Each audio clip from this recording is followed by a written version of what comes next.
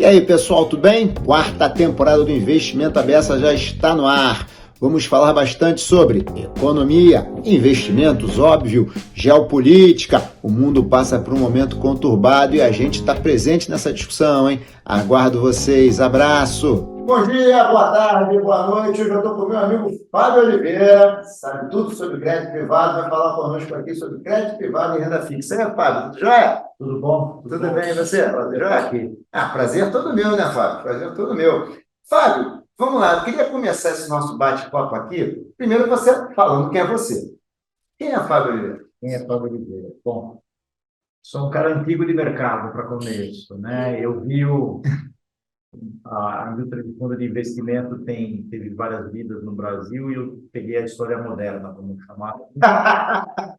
Eu trabalho no mercado financeiro desde 86, né? Eu formei em 86, sou formado em engenharia de produção pela Poli e como muitos da minha época e épocas subsequentes, eu fui para o mercado financeiro. E eu trabalho em investimento na parte de fundos desde 1992. Tá. 92, para quem se lembra, aqui essa história já foi contada aqui nesse mesmo programa, né? Foi quando apareceram os famosos fundos de commodities, né? Que são a origem da indústria moderna de fundos de investimento no Brasil, né? Isso aí. Exatamente. Eu falo que a indústria moderna, fundo de investimento, já existia em outras formas, né, há muito tempo, né, desde a fundação da CVM lá na década de 60 ou 70, se não me engano, aí já é mais pré-história, né, não é nem história moderna. E eu trabalhei muitos anos numa instituição que já nem existe mais, fui responsável pelo asset dessa instituição, que era o Bank Boston. É o Bank Boston, assim, é tipo o Big Bang. Tinha o Bank Boston no White. Aí depois explode. Agora não existe mais nada. Do Boston eu trabalhei depois uns anos como consultor independente, né? Fui consultor da Ambima por um tempo, na parte de autorregulação. E depois eu fui para o Banco Itaú, na parte de investimento também do Asset. Trabalhei 4 anos, 2004, 2008. Fui da Schroders por um ano e meio, mais ou menos, até 2010. Fui 5 anos CIO da GPS, Planejamento Financeiro, que é uma empresa de Wealth Management. Depois eu virei sócio, vendemos para o Banco Suíço, hoje em dia chama-se Julius Baer Family Office. E desde 2017 eu estou no BNP.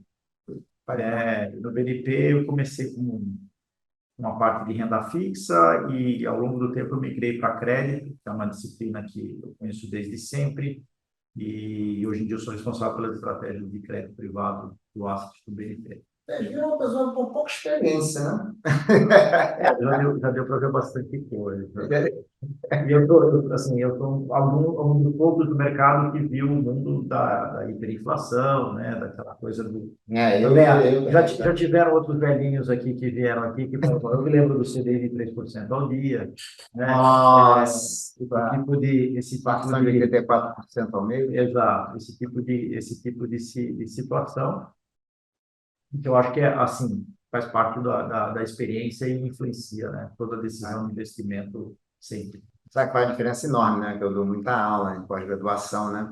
E a molecada não tem noção do que era inflação. Não tem, você começa a falar de plano econômico, inflação inicial, taxa de juros, como é que... Nossa, não tem noção. Me conta uma coisa aqui. Crédito privado, o que é? Porque você a renda fixa, por que crédito privado difere da renda fixa, hein? Então, ele difere por conta dessa palavra, crédito privado, né? Assim, universalmente, vamos dizer assim, renda fixa, ela tem várias subclasses embaixo dela, né? Então, renda fixa pode ser só com um risco soberano, título público, no caso, né? E quando a gente está falando de ativos locais, você vai falar, título emitido pelo governo federal do Brasil, né? Então, tem o crédito, quem é? Então, o crédito é o Tesouro, Certo. né? Então, é que não existe disciplina crédito público, mas em essência é isso que você está fazendo. O crédito privado, você dá dinheiro para alguém também, só que não é o tesouro, é uma empresa. Né? Tá. Há diversos mecanismos de você fazer o dinheiro chegar à empresa. Né? Em crédito privado, falando no mercado de capitais. Você pode fazer isso através de debêntures, que é o mais comum. Né? Você pode fazer isso através de estruturas de crédito estruturado, talvez a mais conhecida hoje em dia no mercado é FDIC. Né? Tá. Pode ser por outros instrumentos de dívida, como que a pessoa física conhece, né? O CRI, né? Que é um certificado de recebível imobiliário, pode ser um CRA, que é um certificado de recebível agrícola, pode ser uma debênture mais que é um pouco diferenciada, como por exemplo, são, por exemplo, as debêntures de infraestrutura, que tem isenção de imposto. Né? Então, tem diversas formas que o mercado de capital achou para que o crédito seja estendido para uma empresa privada. Tá, você não bancar. Não, quando você compra uma LF de um banco, também é considerado crédito privado. Certo, bom.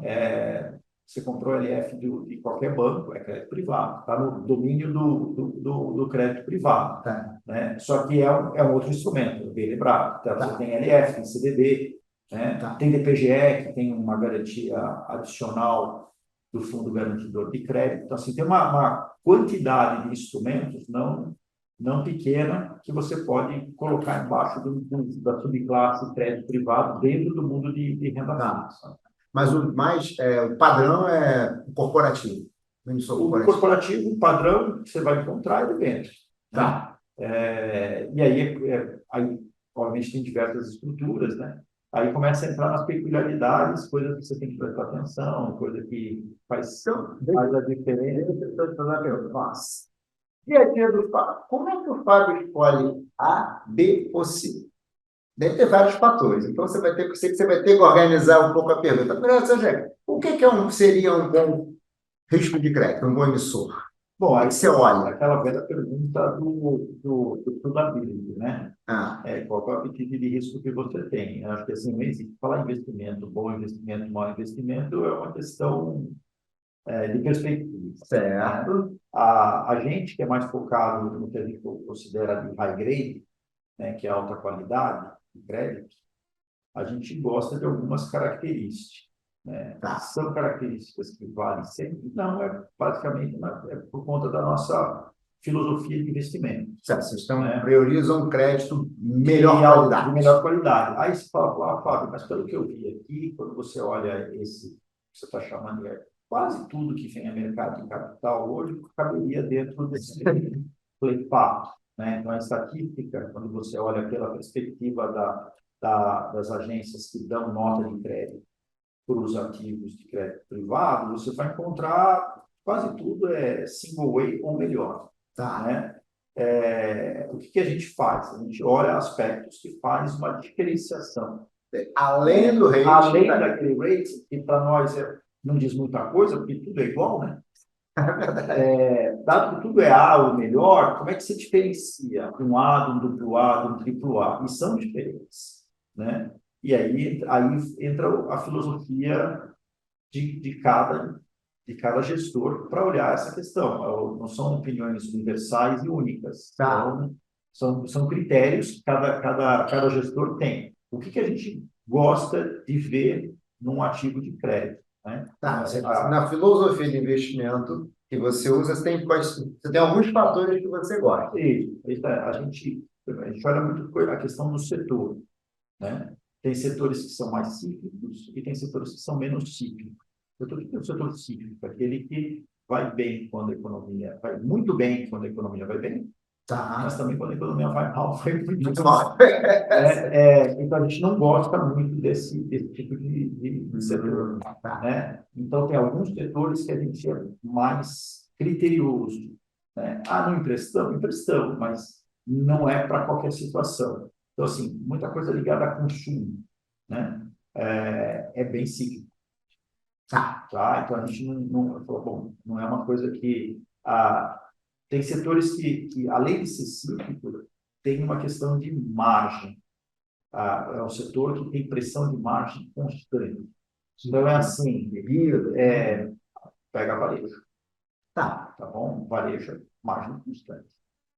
Muito volume, baixa margem. Exatamente. Aí, bom, você pode ter um momento no qual você faz tanta pressão pelo volume que você faz margem negativa, machuca a geração de caixa, né?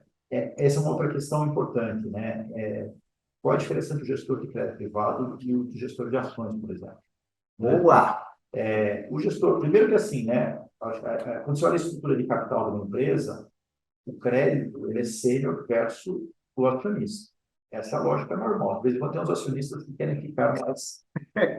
E essa é uma outra coisa que a gente olha, né? Situações no qual o controlador ou mesmo o acionista fala, eu não quero pagar tantos juros assim, mas eu gosto do dividendo, né? Então, tem situações que você percebe, bom, eu sou credor dessa empresa e eu estou percebendo que o dividendo está sendo privilegiado em detrimento da geração de caixa para pagar a dívida. São situações que a gente não gosta.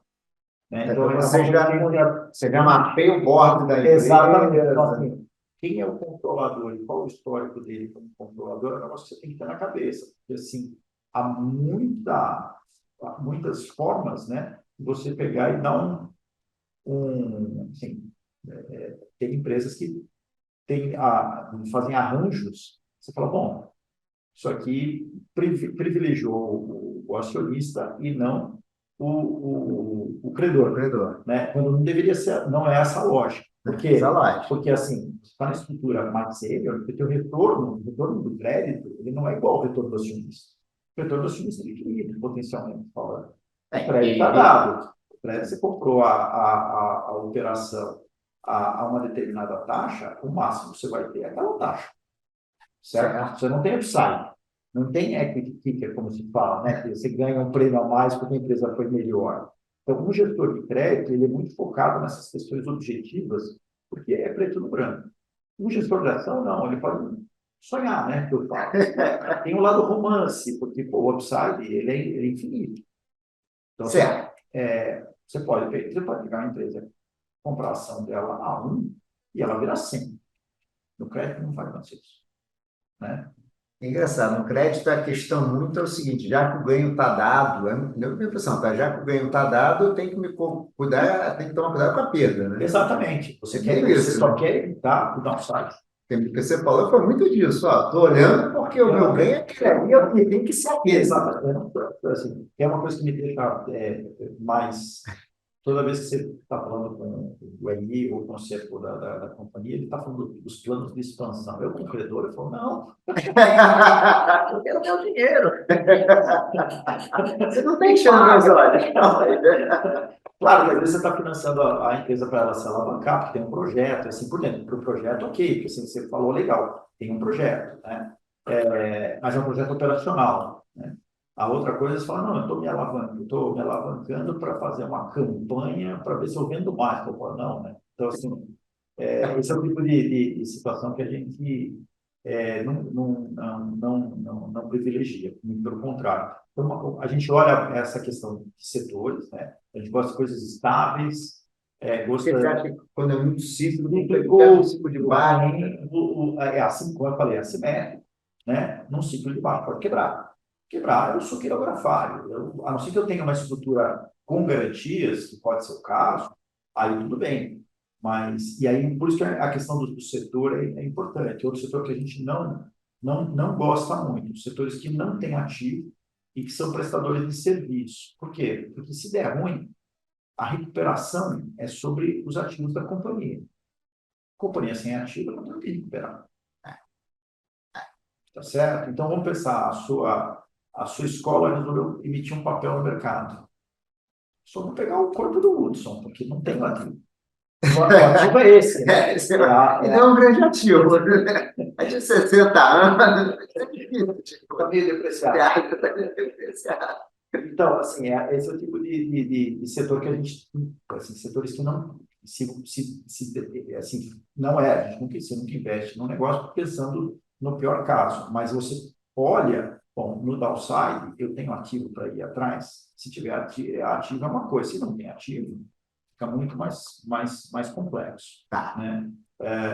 Então, assim, tem várias empresas aí que têm dívida no mercado negativo, né? Tá. E são cíclicas, acho que E com bom rating. com bom rating, mas a gente acha que não é a questão, aí entra a questão você tem a gente olha desse jeito, né? Eu comprei um crédito de 3, 4, 5 anos, embora seja um papel, não security, que eu posso comprar e vender no mercado, porque o mercado é aberto, a gente olha na perspectiva quase como um empréstimo. Então, eu vou ficar os 3 ou os 5 anos com ele na minha carteira. Então, Mesmo que tenha secundário, você faz a análise da gente é na perspectiva de quem vai ficar para sempre até o vencimento. Por que a gente faz isso? Porque a liquidez ela é uma variável observada, né? Ela não é garantida. Tá. E às vezes a liquidez pode ter hoje, e o mercado, a liquidez é meio guarda-chuva em dia de sol, né? Não adianta nada. Porque você quer saber quando você tem guarda-chuva quando chove. Né? Se não tem, você vai tomar água. E o dia que você precisa, todo mundo E precisa. a gente, isso, né? Essa é uma outra questão mas que não tem a ver com como a gente escolhe, né? Mas tem a ver com como a gente gere a carteira de ativo, que é a questão do risco de liquidez. E esse é outro parâmetro, né? Você está gerenciando uma carteira que um investidor é um só investidor, é um mandato, que ele está com você, ele tem lá um horizonte de investimento longo, você gerir liquidez é mais tranquilo.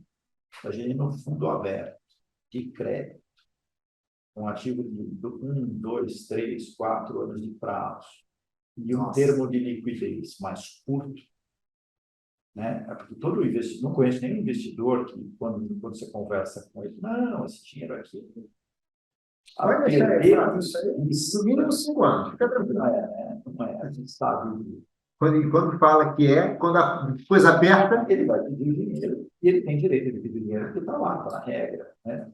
Então, assim, eu acho que um outro risco que você crê, o risco de emprestar é um risco, e outro risco bom, eu estou com uma carteira de ativos diversificada, construída de acordo com os critérios, se me chamarem dinheiro rapidamente, eu consigo fazer dinheiro com essa carteira para pagar os resgates. Essa é uma outra questão que a gente olha. Você sempre carrega um colchão de liquidez que faz bem, e ao mesmo tempo você tem uma gestão de vencimentos dos seus ativos para garantir uma revolvência, de modo que você está sempre com uma capacidade de gerar caixa para eventuais resgates que você, né? Então, assim, por isso que é importante a qualidade da carteira que você tem. Né? Quando tem muita gente que, né, pessoa física, compra o ativo direto, não precisa de mim como gestor, ou acha que não precisa de mim como gestor bom, aí ele vai estar sujeito a essas questões. Né? Esse é um fato novo que eu acho que os investidores não estão muito acostumados. Eu comprei um instrumento, uma debênture incentivada, ou um CRI, ou um CRA, né? E não levou ali a vencimento. Eu quero vender. Sempre tem uma surpresa com relação àquilo que ele acha que vale o título e o que vão pagar pelo título. Né? Por que isso? Porque é assim que funciona o mercado. Né? Você está no mercado de comprar e vender, sendo um investidor pequeno, e o mercado vai te cobrar um spread para entrar e um spread para sair. Então, assim, essa é uma outra questão que você tem que olhar. Para nós não faz isso, nós somos, nesse sentido, um investidor de atacado. Então, os custos transacionais para nós são bem menores do que um investidor pequeno. O fundo tem taxa de administração, tem produtivo, né? Então, mas isso eu gosto. Eu particularmente, opinião pessoal, tá? Debênture de infraestrutura. Eu acho muito melhor você colocar um título como esse na carteira de um fundo e vender para varejo do que um investidor colocar dinheiro já no título, que é um título é difícil mensurar risco dos projetos de prazo. Então, assim, certamente, para projeto, raros são seus investidores, pessoas que têm capacidade de dizer, pô, isso aqui faz sentido ou não faz sentido. Assim, dá para dizer com tranquilidade. Quando assim, já é uma debênture de uma companhia e ela já está operacional e assim por diante, é um pouco menos grave a situação, mas é difícil de todo jeito. Né? Então, assim, eu também concordo contigo. Não é que eu queira puxar brasa tá uma sardinha aqui, mas eu acho que eu vejo, né, a gente no mercado, eu comprei eu fiz uma carteira lá de 3 nomes, né? Falei, não tem diversificação alguma, tá certo? E a chance dele não conhecer aquilo é enorme, né? De um risco que não é trivial, né? Concordo, né? Então, assim, essa é uma questão que é verdade. E tem essa questão de transacionar. Então, você falou eu falei de setor, tipo de empresa, qualidade do management e do acionista controlador é importante. A outra coisa é quando você compra uma dívida, é saber se essa dívida ela é para e passo com o resto das dívidas da companhia. Como assim? No sentido de que você já tem a questão temporal, né? Porque quando você compra uma dívida, ela tem um determinado vencimento. Tá. E normalmente as companhias que vão ao mercado, elas se emitem com uma certa frequência. Tá. Então você consegue olhar no balanço delas como é que é o perfil de vencimento dessas dívidas. Às vezes você não quer estar lá muito longe, porque tem muita mais gente na sua frente para receber. Então você tem que saber onde é que você está posicionado nisso. A outra coisa essas dívidas elas foram emitidas de acordo com condições específicas dessas dívidas. E pode haver situação no qual a companhia emitiu uma dívida que dá àquele credor prioridade versus os demais credores. Caramba, então você tem que Tá? analisar Então, isso. você tem que saber que você não está entrando numa operação que ela é júnior, como a gente fala, né?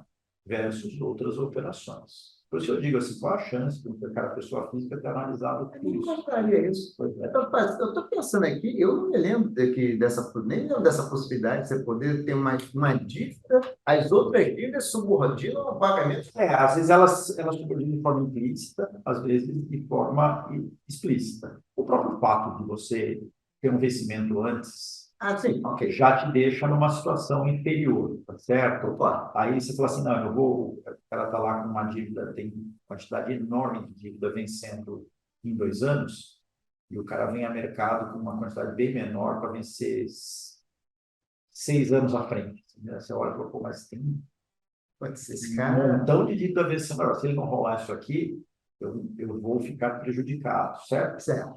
Então, eu falo, bom, eu quero comprar agora, eu quero esperar ele diminuir essa rolagem que ele tem aqui, para depois entrar e ver se ele equalizou aqui, né? Entrar numa outra posição.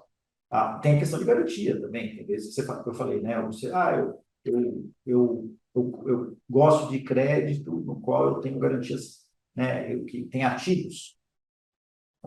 Tem que ver se esses ativos já não foram alienados para alguém, né? Porque se eles foram alienados, não vale nada. Eu não tenho acesso a isso, né? Então, isso acontece muito em projeto, no qual alguém já veio antes, deu o primeiro financiamento e pediu garantias. E aí você está no segundo, no terceiro round de financiamento, você não tem mais garantia, você está entrando já. Mas eu estou entrando mais adiantado no projeto. Ok, mas é projeto ainda, né? Então, você tem que saber exatamente se você está cruzado ele está para e passo com os demais credores. Tem vezes que é confortável, assim, é aceitável ficar um pouquinho fora do passo versus os outros credores, tem horas que você fala, não, isso aqui não vai. Mas a análise tem que saber fazer, né? Saber fazer. Né? Tem vezes que, primeiro, você já colocou um elemento na conversa, que é o estar para e passo. O segundo elemento se não estiver, faz sentido ou não? Exatamente. Vamos analisar. Você pode analisar isso daí. Outra coisa que a gente olha bastante, e aí conta, né, os meus anos de mercado, né, é porque todo mundo tem uma história, né? Tem management, você olha e fala, esse management aqui...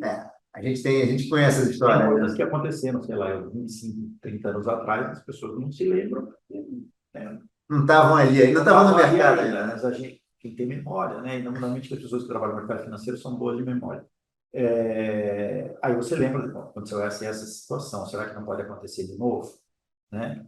Isso é importante, né? Então, assim, essa parte tem uma parte, né, de você emprestar dinheiro, que é um termo mais old school de banco, que é name lending, né? Você está emprestando com o nome. Tá. O famoso fio do bigode, a gente chegou lá. Exatamente. Então, você tem que saber quem é o nome que você está emprestando, como esse cara é, que principalmente o quirografário, uma questão de caráter. O quirografário que não tem garantia, né? Só para deixar claro. Exatamente.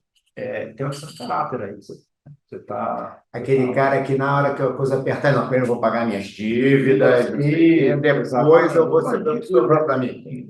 Sem citar nomes, a gente teve um choque enorme com a pandemia, certo? As companhias se viraram do jeito que conseguiram e do que quiseram, né? E não teve caras que não teve dúvida, chamam. Falar, tá aqui, eu estou com uma estrutura de capital que talvez não seja ideal nesse momento, chamou ações, né? O acionista põe dinheiro aqui e reforça o capital da companhia. Bacana. Como credor, excelente. Né? Teve outros que falaram, chegaram, não, o credor, refinancia para mim. Primeiro, e o acionista, onde ele está? Né? Nessa hora. Né? Só que refinanciar, o acionista não vai, né, fazer algum até financia, mas dá para medir sacrifício, né? Então, esse tipo de situação a gente viveu, né? A gente viu acontecer na pandemia. Então, assim, eu acho que essa filosofia fez com que, por exemplo, navegasse essa pandemia com nada, assim, a gente tinha feito até um stress nas carteiras para saber o que poderia acontecer, né? Depois, a gente vai ter trabalho muito com a Assembleia de Debenturista por conta de rompimento de cláusula, né, que a gente chama de covenant, né, de alavancagem. Nem isso aconteceu. Né? Foi relativamente suave, porque é a questão de seleção, né? Está com setores que tiveram a capacidade de absorver até o choque da pandemia. Né? Interessante. Você está dizendo assim, na sua filosofia, na filosofia de investimento da instituição, que é high grade, você fez um trabalho bom, tanto é que num momento de estresse, passou liso ali. E tem uma outra questão também, a gente faz esse negócio, fala assim, bom, você consegue diferenciar retorno, né? Essa é uma questão, né? Como eu falei, o high grade hoje, se você olhar pela perspectiva simplesmente da nota de crédito, faz com que a diferenciação de retorno de uma empresa para outra, retorno que eu chamo eu quero comprar a dívida da companhia A ou companhia B, aparentemente o mesmo crédito, seja muito semelhante. Você está falando do mesmo rate ou mesmo rate? Mesmo rate. Single rate. Se for do single rate para o double rate, uma diferença mínima. Aí você fala só que não necessariamente são os mesmos riscos. Né? Por quê? Porque em situações diferentes vão ter performance muito diferentes. Só uma pergunta, isso eu entendi. A taxa paga para o emissor A ou B, single yield depois, não, ela muitas vezes não expressa o rate. Na verdade, as análises que vocês estão fazendo, como vocês são institucionais, imagino que todos tenham algum modelo. Assim, minha opinião, né? É muito sutil a diferenciação para o mercado brasileiro, que é um mercado bem peculiar. Né? Então, assim, só para citar uma peculiaridade do mercado brasileiro, hoje, né? Estamos aqui 20 de outubro de 2022. Para quem acompanha o mercado de crédito, se você olhar os mercados de crédito, high grade ou high yield na Europa, nos Estados Unidos, eles estão sofrendo barbaridade. Né? Você tem uma abertura de crédito não trivial, né, por várias questões. Né? Tem um aperto monetário, tem uma recessão em que está se antevendo, né, para o ano que vem e depois, tanto nos Estados Unidos quanto na Europa, os spreads aumentaram por conta dessas incertezas. Aqui no Brasil está olímpico, né? Pelo contrário, a gente tem visto compressão de spreads, spreads menores. Então tem uma divergência. Né? Essas divergências às vezes ficam muito tempo, mas às vezes pode reverter, né? Sim. E quando reverte, não reverte pode ser que lá fora volte a comprimir spread, pode ser a chance maior é que você tenha que fazer algum ajuste de spread doméstico aqui para cima, né? E nessa hora, nessa descompressão, aí aparece uma diferenciação maior, que daí a segurança vale, né? Porque o que o spread de crédito reflete? Ele reflete, tem uma questão de prêmio de liquidez. Então, deixa eu fazer uma segunda pergunta, porque esse complementa com essa, que é o seguinte: Por que eu compraria um risco de crédito e não um risco soberano? Que aí você aproveita e bota Então, essa questão toda junto. o motivo básico é ser recompensado a mais por correr o risco de crédito, né? A pergunta é, você acha que o a mais é suficiente ou Boa, não boa. para você ver? Isso é uma outra questão de sustentabilidade. Tem gente que acha que tem gente que acha que prefere não. Se é para, como tem risco de principal, né? Tá, Tá verdade, certo? verdade, Tem risco de verdade. principal, fala, "Pô, por esse prêmio, eu prefiro ficar só com o soberano." Isso daí é uma questão de sustentabilidade. Certo. É, de cada um. O mercado dá o preço, né? Isso. Você Você tem pode que ver, gostar ou não gostar. tem que ver se você aguenta, se o estômago aguenta aquele Exatamente. risco ou não, né? Exatamente. Porque pode flutuar, pode flutuar, né? Você pode ter, só fazer a conta de padeiro, né? Quanto pode flutuar? Você tem comprou um papel de 3 anos, ele pagar o spread de 1%, e de repente ele paga 2 de spread, vai perder 3% se você precisar vender o papel, né? Tá. Não é que você perdeu para sempre, simplesmente é que você tinha um papel que ia render um spread de hoje a 3 anos, amanhã ele está negociando para os mesmos 3 anos a 2, o dele caiu 3%. 1% por ano, né? 1% por ano, 1 vezes 3, ele caiu 3%. É isso, essa é basicamente essa a conta que Meus alunos de acontece. mercado financeiro, hein? Essa conta que acontece. Mas se você ficar com o papel, você vai receber o negócio se pagar. Aí a questão da qualidade. Se ele tem qualidade, ele vai pagar. Porque esse de 1 para 2 é simplesmente uma questão de incerteza do risco, né? Que isso tem investido. Se você tem certeza que paga, então você vai ter esse retorno. Pode acontecer de 1 para 2 para 3 para 4, como foi na pandemia. O papel negociado se dei mais um. Quando abriu o mercado por conta do lockdown, estava negociando a 4. Né? E o papel de 5 anos, que saiu de 1 para 4, deu 15% no PU. Não. Em crédito, não é muito agradável. Nossa, mas, obviamente, assim, ninguém assim, não teve grande, não tendo problema, voltou. Esse papel de 4. Hoje em dia, deve estar operando aí na faixa de 1,20, 1,30. tá. Ou seja, você compra uma dívida, você compra um risco de crédito para poder ter uma remuneração maior, compensar. Aí você colocou uma questão que você tem o high yield e o high grade. Então, assim, você poderia ter uma outra casa, uma outra filosofia de investimento que eu quero comprar um high yield, que era tudo que você falou, só que com apetite a risco maior. Aí o retorno é diferente, tá certo? Aí, assim, você tem que ter uma forma de olhar adequada para esse setor, certo? Você vai trabalhar com muito mais garantias, provavelmente, né? Você vai correr muito menos risco. Se perguntar para mim se acredita, isso é uma questão mais de crença, né? Tá. Você faria high yield contra quirografário, né? Contra balanço? Aí eu falo assim, eu não faria. Por que você não faria? Porque, assim, se você for olhar, esse é o mercado, mais ou menos, dos bancos que estão no middle market, assim por diante, né? Tá. Se eles não fazem, por que eu vou fazer, né?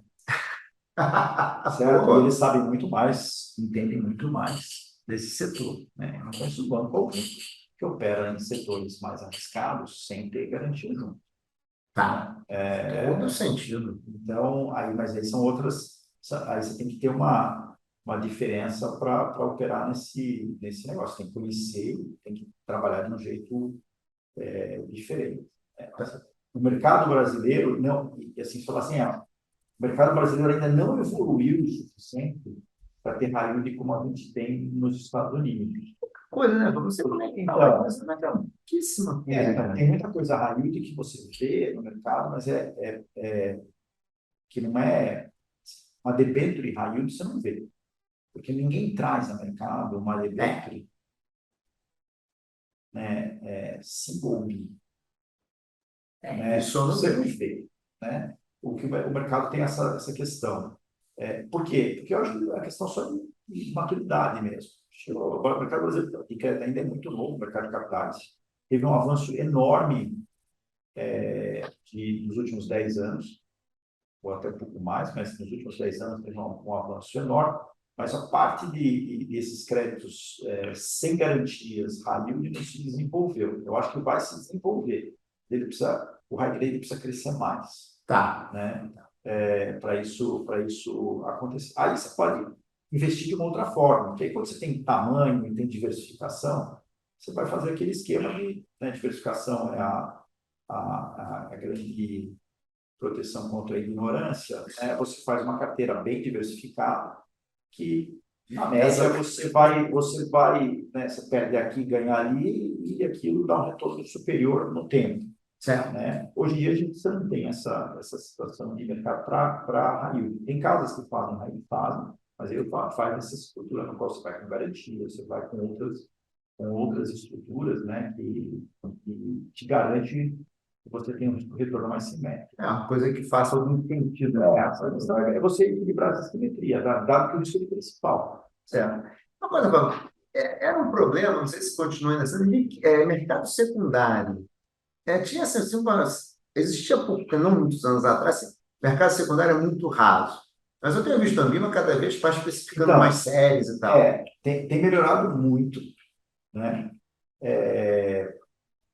Acho que, assim, se excluindo o choque de março, abril de 2020, no qual o secundário ficou prejudicado, mas aí era Bem, né? não é posição, não é uma coisa trivial, né? Não foi uma coisa trivial. O mercado secundário melhorou muito, né? Tem liquidez, é uma liquidez ideal, longe disso. É só uma questão de olhar a evolução. Na evolução está evoluindo muito. É o ideal? Eu acho que ainda não. Tá. Né? Mas melhorou muito. Corredor de 100 metros. Ele fazia 100 metros em 30 segundos, né? Tá fazendo em 25, melhorou? Não, mas tá ruim ainda. Tá ruim, já está fazendo muito. Depois ficar bom, tem que fazer a 9,90 e tal, né? Mas evoluiu bastante. Fábio, uma pergunta, ele está caminhando aqui, a gente já falou que no início que é um programa de 40, 45 minutos, a gente já vai caminhando aqui. Queria falar um pouco de aspecto um pouquinho mais geral. Você acha que hoje, como é que a gente está falando, não, tem uma taxa de juros real altíssima no Brasil, e o Brasil está com a taxa de juros real muito alta. Qual a perspectiva hoje, assim, né? A pessoa, eu estou pensando em talvez comprar renda fixa, o que você acha? Então, uma gordura grande, vamos continuar. Então, assim, essa é a velha pergunta, né, que eu acho que no mercado tem uma visão equivocada sobre isso, né? Se o mundo da renda fixa, na dimensão indexador, tem pré-fixado, CDI e IPCA, basicamente. Né? O brasileiro, ele é um cara quase que viciado em CDI. Total. Né? Então, assim, ele é tão viciado em CDI que inventou uma linguagem que, para mim, todo mundo que me conhece sabe que eu sou chato que fica falando, pelo amor de Deus, que me dá alergia toda vez que eu ouço, que é o percentual do CDI. Né? Isso nós trabalhamos desde a época da Ambima, que é nos inícios, nos primórdios da autorregulação, né? A questão do medir um retorno de investimento como elasticidade de um retorno é um negócio que faz sentido algum, na minha opinião, né? Teve casos até no passado que alguém fazia isso com o percentual do Ibovespa, né? Que é uma coisa genial. Quando o Ibovespa dá menos 20 e o seu fundo dá menos 40, você faz, né, você deu 200% de Ibovespa. Gênio. Mas, em todo caso, o brasileiro carrega muito risco CDI nos seus investimentos, em geral. Está perdendo com pagamento. Eu olho pelo menos, eu sou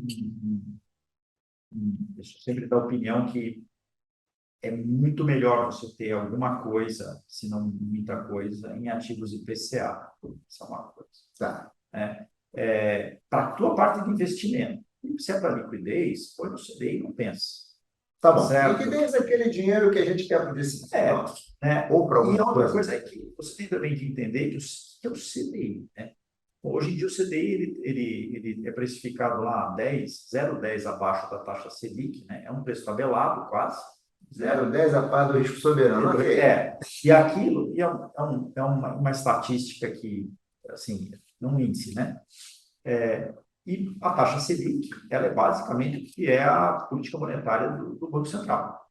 Certo? Então, assim, se você faz um investimento de longo prazo em CDI, o que você está dizendo? Você está dizendo que, no longo prazo, eu acredito que esse Banco Central tem uma política monetária poderosa o suficiente, porque o CDI vai sempre bater a inflação. Tá bom? Essa é uma frase que tem horas que funciona e tem horas que você fala, nossa, ficou muito para trás. Então, um cara que acreditava na filosofia que o CDI sempre bate o CDI, nos últimos 18 meses tem passado grandes acordos. Certo? A gente chegou no IPCA acumulado 10%, o CDI estava ainda agora, chegou no, se olha o acumulado do CDI, chegou nesse Eu também sou meio fã, né? Certo, longo prazo. Então, acho que você tem que colocar assim, e essa é uma visão que não é uma visão trading, né? Porque assim, o cara que é bom de saber momento a momento, se é bom você estar no pré, no CDI, no IPCA, é um gestor de multimercado que quando é bom e cobra 2,20 para tomar essa decisão. Tá bom. Tá certo? Aí vem uma pessoa física que não está no dia a dia, que é, não, agora eu quero entrar, eu quero sair, aí não vai dar certo. Aí, assim, aí tem um cara que aconselha essa pessoa física a entra aqui, sai aqui, vai ali. Também não é um cara que, se fosse bom o suficiente, estava sentado na cadeirinha do 2,20, né? Paga bem mais. Em todo caso. Então, eu acho que assim, você tem que olhar mais estrategicamente para essas alocações. Então, assim, o pré-fixado ele tem a sua característica, né? Então, assim, eu particularmente, entre ter uma carteira que tem os três, eu teria só os dois, para simplificar. Teria CDI, PCA. CDI muito mais para deixar aqui para uma oportunidade, coisa do gênero, e PCA para ser o core da alocação, né? E aí você olha, eu acho uma coisa que a pessoa física tem que olhar sempre é minimizar imposto, né? Então, se você tiver a oportunidade de fazer um investimento que é livre de imposto, melhor, né? Se tem a isenção, CRA, LCA, debêntures incentivadas, esse tipo de instrumento, eu acho que faz bem. Ah, mas tem o ciclo monetário. Tem, é verdade, né? Se você olhar, a gente está em aperto monetário, e aí você fala assim, bom, mas se você pegou uma carteira que é meio parecida com o IMA-B5, depois você, quem quiser fazer isso, faz. Mesmo o IMA-B5, e olhando os ciclos monetários, os retornos acumulados do IMA-B5 são muito consistentes no tempo versus o CDI. Uma questão que, quando você tem um avanço enorme da inflação, você captura muito mais no IMA-B5 do que você captura no CDI, porque o CDI é reativo, né? Quando tem aquelas coisas, ele demora um pouco para ficar possível, né? Então, assim, eu acho interessante para a pessoa física essa questão de ter IPCA na carteira, né? Dentro, de novo, questão do stability, né? Dentro daquilo que você tolera. Ah, tem mais volatilidade? Tem. CDI não tem volatilidade alguma, né? Você botou numa carteira diversificada em uma B5, você vai ter 3,5 ao ano de volta. Você botou numa carteira em uma B, que é mais longa, vai ter mais para 7, se não mais, de volta. Né? Se você comparar isso com um B5+, aí você já começa a montar, bom, B5+, ou bolsa, né? Os padrões de volatilidade já está mais para renda variável, né? Então, acho que essa é uma questão. Eu diria que para o ano, acho que está até tranquilo por enquanto, né? Esse ano é engraçado, né, Fábio? A eleição não mexeu tanto, né? Não. Eu acho que assim, acho que está primeira, né? A gente está em eleição, tem a questão dos ciclos monetários nos países desenvolvidos, né, que mexe com isso, né? Já tem vários estudos, né, que quando os Estados Unidos, principalmente os Estados Unidos, mexem em taxa de juros, isso acaba afetando a política monetária de outros países, né? O Brasil não está isento a isso, o Brasil está num ciclo mais adiantado, né? No aperto monetário. Mas também vai criar um piso para a taxa baixar também. Exatamente. Então, assim, você tem essas questões e tem uma incerteza, né? Porque hoje em dia o mercado acha que o Federal Reserve termina o ciclo em 4,5, 4,75. Né? Eu não sou especialista, mas para mim, sim. Por que não 5,5, né? Então, ninguém sabe. O Mark Morris falou essa semana passada, falou ainda, uma coisa de 5,5 já, mas... Então, sim, e é muito diferente, né? Do ponto de vista de expectativa, tem consequências aí para todo mundo. Mas eu acho que, como longo prazo, eu prefiro ter um peso maior no IPCA do que no CDI. O CDI ganhou bastante credibilidade agora com essa questão da independência do Banco Central, né? Mas é a cada 4 anos, não é para assim. Eu acho que ele está. Hoje, como tem essa gordura, né? Está indicando, taxa está alta ainda, então tem uma gordura aqui e tal. As pessoas estão com a sensação de que, nossa, poxa, mas é o que você falou, é um momento do ciclo que vai ajustar. No longo prazo, as coisas mais ou menos convergem, né? Com alguns spreads, né? Não faz muito sentido, né? E vem cá, para 2023, Fábio, a gente caminhando aqui para o final, Fábio, 2023, me diga, você tem uma expectativa assim para duro, bolsa, você acha que ano que vem? Você vai dizer, pô, mas depende de quem ganha a eleição, o que é isso? Mas eu acho que os candidatos estão falando tanto em abrir a torneira ano que vem que eu já estou ficando meio que assim, importa quem, né? Eu acho que está em campanha, né? Então eu acho que é natural que o senhor ouça muita coisa do lado de expansão de gasto. Como é que é restrição monetária, restrição orçamentária não dá Ibope nem em casa, né? Que dirá no país, né? Ninguém vai falar, não, eu estou para ver alguém que vai se eleger dizendo, eu prometo manter o salário mínimo. Exatamente. Vou reduzir o E olhe lá. E olhe lá. Que talvez eu tire até a indexação da Constituição. Mas eu acho que, assim, política monetária no Brasil, a gente fez o aperto antes, tá, o FNEC terminou de fazer e vai continuar com esse aperto, porque 13,75 é muito restritivo, né? Então, assim, obviamente, 2023 é um ano que, o próximo passo, né? Tudo indica que vai ser, em algum momento, começar o afrouxo. Afrouxar essa taxa. A gente acha que é a partir do segundo semestre. Você está mais para julho em diante. O mercado acha que é um pouquinho mais cedo. Aí também é meio, né?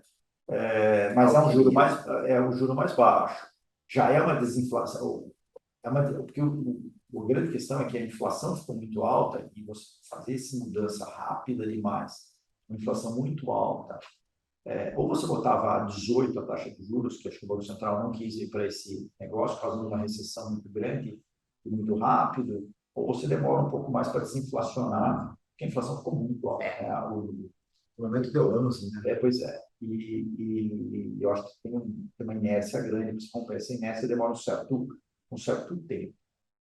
Bolsa é a questão de fluxo acho que tem outras variáveis, né? Acho que mais difícil, não é muito a minha, o que eu falei, gosto da parte do crédito, tem menos romance. Minha criatividade é menor. Mas eu acho que assim, renda fixa como carro-chefe do investimento. O brasileiro é muito focado em renda fixa. Ele tem pouca exposição a outras coisas. Então, assim, nesse sentido, vai funcionar para a maioria dos investidores a estratégia momentaneamente, né? Porque a CDI a 13,75 carrega muita coisa. Sim. É muita coisa. Não é alguma coisa que dê para perenizar, né? Não. E por isso que eu acho que tem que aproveitar esse momento também para, entre aspas, perenizar alguma coisa via juro real, né? Via ativos IPCA, porque você captura... Tem uns spreads bons, né? Exatamente. Taxas de juros, né? Fábio, a gente tem que terminar, Fábio. Infelizmente, o tempo até estourou um pouquinho. Fábio, super obrigado. Quer falar alguma coisa? Deixei você... Você queria falar alguma coisa que eu não perguntei, por acaso? Fábio, super obrigado. Gente, mais um episódio Fábio. Obrigado, Fábio. Muito obrigado, gente. Abraço. Tchau.